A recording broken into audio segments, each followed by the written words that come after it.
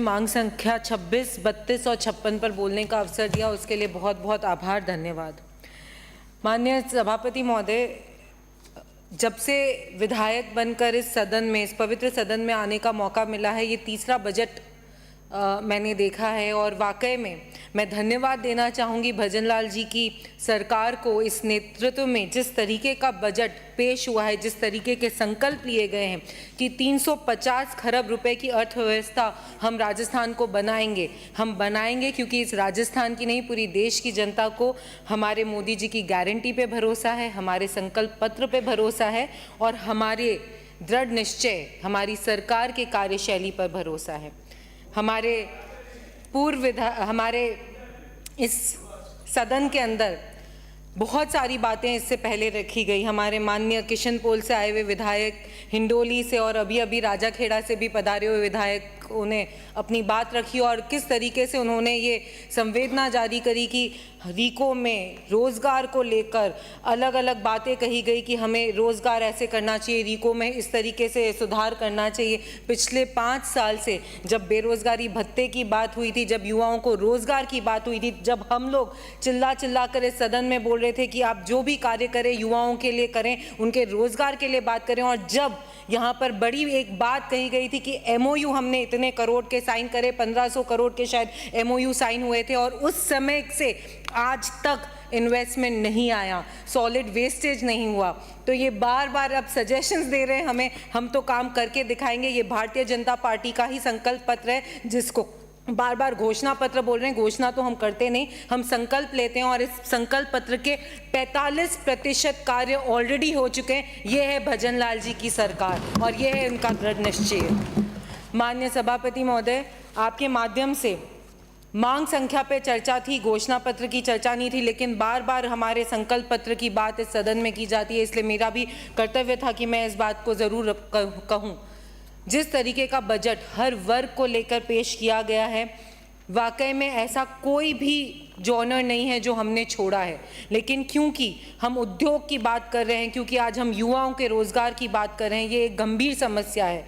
मैं ये कुछ सजेशंस अपनी तरफ से रखना चाहूँगी।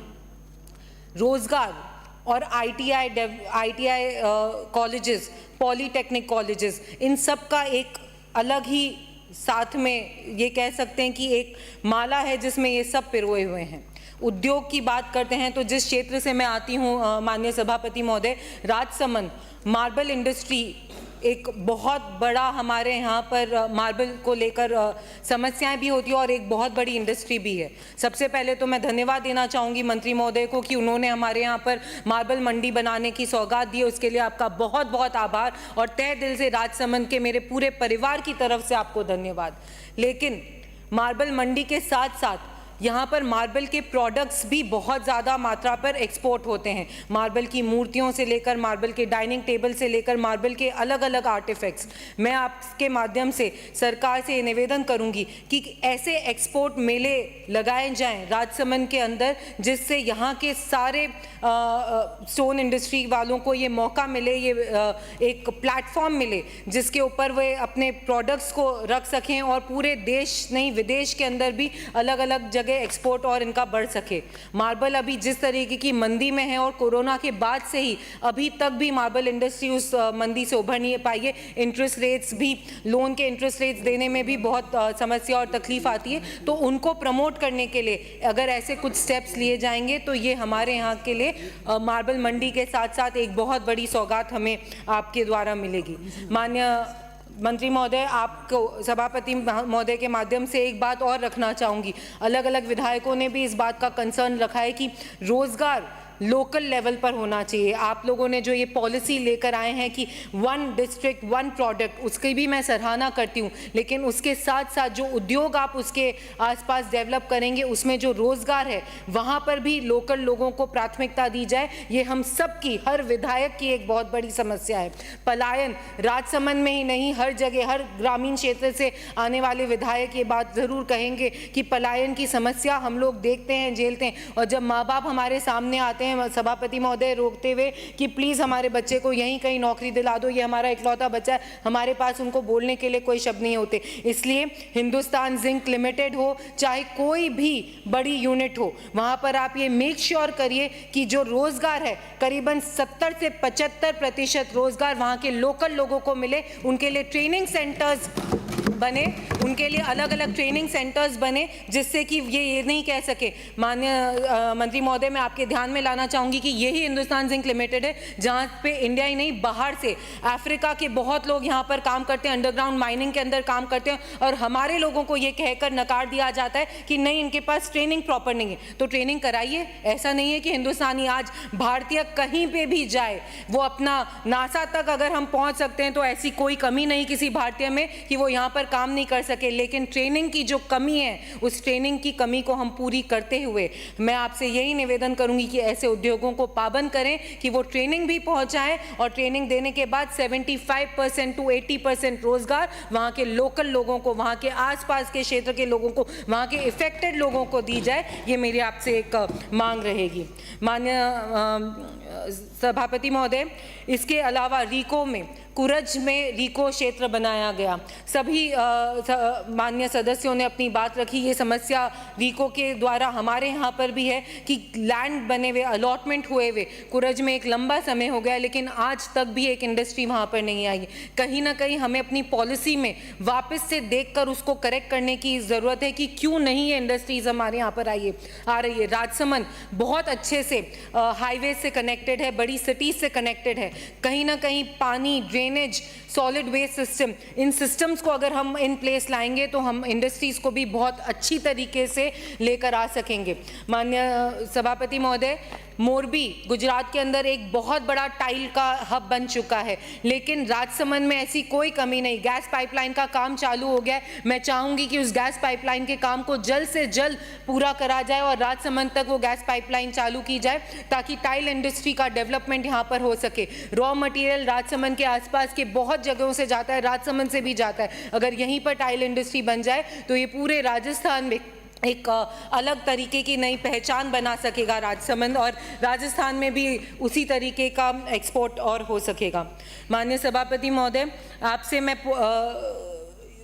रोजगार के उत्थान के लिए जो ट्रेनिंग्स हो रही है, जिस तरीके का प्रोग्राम्स की जो साइज ली जा रही है, युवाओं को जिस तरीके की ITI और पॉलीटेक्निक कॉलेजेस इतने एजुकेशन देने के लिए, स्किल डेवलपमेंट करने के लिए बने गए, लेकिन आज भी अगर हमारे यहाँ पर मैं स्टोन इंडस्ट्री या गैंगसो एसोसिएशन से बात करूँ तो उन लोगों को स्किल्ड लेबर नहीं मिल पाती है। वो ये कहते हैं कि हमारे पास तो स्किल्ड लेबर की कमी है। तो कहीं ना कहीं ये जो गैप है, यानी उन कॉलेजेस में वो प्राथमिकता से स्किल डेवलपमेंट की कोर्सेज किए जाएँ जिनसे रोज़गार यहाँ के लोकल लोगों को मिल सके।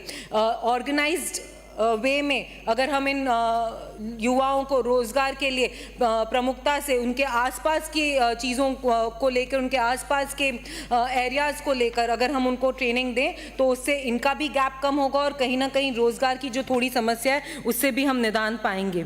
माननीय सभापति महोदय, जिस तरीके से 1 डिस्ट्रिक्ट और 1 स्पॉट पॉलिसी लेकर आए हैं उसका भी मैं बहुत बहुत धन्यवाद और आभार व्यक्त करती हूँ। राजसमंद जिस विधानसभा क्षेत्र से मैं आती हूँ वहाँ पर एथलेटिक्स, भली खेल रनिंग की बात की जाए, भली कुश्ती की बात की जाए, बहुत सारे खिलाड़ी नेशनल और स्टेट लेवल पर भागीदारी रखते हैं और खिताब भी जीत कर आते हैं। लेकिन कहीं ना कहीं आज भी ट्रेनिंग के लिए कहीं ना कहीं कमी है। 4000 की जो आपने भत्ते की बात इस बजट में रखी है उसके लिए भी मैं आपका बहुत बहुत धन्यवाद और आभार देना चाहती हूँ। लेकिन फिर भी भली CSR फंड के माध्यम से, भले ही आसपास के भामाशाहों के माध्यम से इन बच्चों को स्पेशल चीज़ों की जो बहुत महंगे आते हैं, छोटी छोटी चीज़ें, शूज़, रनिंग शूज़ 12-13 हज़ार 15 हज़ार के नीचे नहीं आते। इनके प्रोटीन सप्लीमेंट्स की हमारे पास बातें आती है कि मैम ये सप्लीमेंट्स खरीदने के लिए हमारे पास उतने पैसे नहीं होते, because they all are very expensive. आप खुद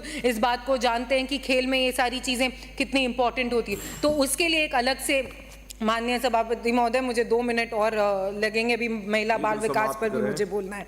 तो उसमें भी आप ज़रूर से दिखवाइए कि उसको हम किस तरीके से अच्छा कर सकते हैं और इन लोगों को हम इन सप्लीमेंट्स की और इन बेसिक नेसेसिटीज़ को हम प्रोवाइड करा सकते हैं। मैं राजसमंद में भी आपको मैं ये मांग रखना चाहूँगी कि ब्लॉक स्तर पर आप इस तरीके के एथलेटिक्स को और ज़्यादा प्रमोट करने के लिए सेंटर्स बनाएं ताकि यहाँ पर और बच्चों को मोटिवेशन मिल सके। माननीय सभापति महोदय, भजनलाल जी की सरकार जब से बनी है, सबसे पहले तो मैं फिर से बहुत बहुत धन्यवाद देना चाहूँगी कि महिलाओं के लिए जिस तरीके से तृतीय श्रेणी में 50% आरक्षण दिया गया, उसके लिए मैं बहुत बहुत धन्यवाद देना चाहती हूँ। और यही नहीं, 15 लाख लखपति दीदी बनाने का जो संकल्प लिया है, जब हम औरतों के बीच में, ग्रामीण क्षेत्र की औरतों के बीच में, और कुछ समुदाय ऐसे हैं जहाँ पे महिलाएं आज भी घर से बाहर नहीं निकल पाती, उन महिलाओं के लिए ये समूह इतने लाभकारी हैं और वो खुद कहती हैं कि आप हमें इन समूहों के द्वारा हम घर बैठे किस तरीके से रोजगार कर सकते हैं, किस तरीके से स्वावलंबी हो सकते हैं, उसके लिए जो आपने ये स्कीम्स बनाई हैं उसका हम बहुत बहुत धन्यवाद देते हैं। लेकिन फिर भी आज भी कुछ समस्याएं हैं। कामकाजी महिलाओं की, वर्किंग वुमेन हॉस्टल्स आज भी बहुत से शहरों में नहीं, मेरे राजसमंद में मैं चाहूँगी कि एक वर्किंग वुमेन हॉस्टल मिले ताकि यहाँ पर जो महिलाएं गाँव से आती हैं शहर में काम करने के लिए, उनको एक सुविधा मिले, उनको एक कम दरों में, कम रेट में वहाँ पर रुकने का एक अच्छी जगह मिले। उसके लिए मैं आपसे निवेदन करूंगी। आंगनबाड़ी की समस्या हर सदस्य की है यहाँ पर। मैं 2 मिनट और लूंगी। आंगन और बाकी के मैं अपने सब टेबल करना चाहूँगी। आंगनबाड़ी की समस्या, आंगनबाड़ी के अंदर जिस तरीके के जो इश्यूज हो रखे हैं, जिस तरीके से जो वहाँ के केंद्रों के हालात हैं, उसके अंदर कोई ऐसी पॉलिसी लाई जाए कि भली 50% स्टेट दे और 50% हम MLA लैड से दे सके, लेकिन उन आंगनबाड़ी केंद्रों को सही करना बहुत ज़रूरी है। और यही नहीं, उनके नवीनीकरण के साथ साथ जो आंगनबाड़ी कार्यकर्ता है, आशा सहयोगिनी है, उनके रिटायरमेंट की प्लान की बात हमारे सामने बैठे सदस्यों ने भी करी। मैं भी कहूँगी कि इन आशा सहयोगिनी, ये लोग अपना पूरा जीवन हमारे लिए आंगनवाड़ी में लेते हैं, लेकिन इनके रिटायरमेंट के लिए हमने अभी तक नहीं सोचा। उसमें भी हमें बहुत कुछ सोचने की ज़रूरत है। आंगनवाड़ी केंद्र DMFT फंड के द्वारा भी, हर जिले में DMFT फंड है, उस DMFT फंड के द्वारा भी अगर ये तय कर दिया जाए सरकार द्वारा कि 25 आंगनबाड़ी हम हर साल सही करेंगे, तो ये आंगनबाड़ी की समस्याएं दूर हो जाएगी। एक लास्ट पॉइंट कहते हुए मैं अपने सारे विषय टेबल करना चाहूँगी, अपने मांगों को। आंगनबाड़ी केंद्र के अंदर जो शहरों में जो प्रमुख जगहों पर आंगनबाड़ी केंद्र है, वहाँ पर डे केयर सेंटर्स भी बनाया जा सकते हैं। उन डे केयर सेंटर्स से ये होगा कि जो कामकाजी महिलाएं अपने बच्चों को रखना चाहती हैं, वो उधर रख सकती हैं, उन बच्चों का भी अच्छी तरीके से पोषाहार की उनकी व्यवस्था हो सकेगी। आपने मुझे बोलने का मौका दिया, उसके लिए बहुत बहुत धन्यवाद, आभार। और मैं अपनी मांग टेबल करना चाहूँगी।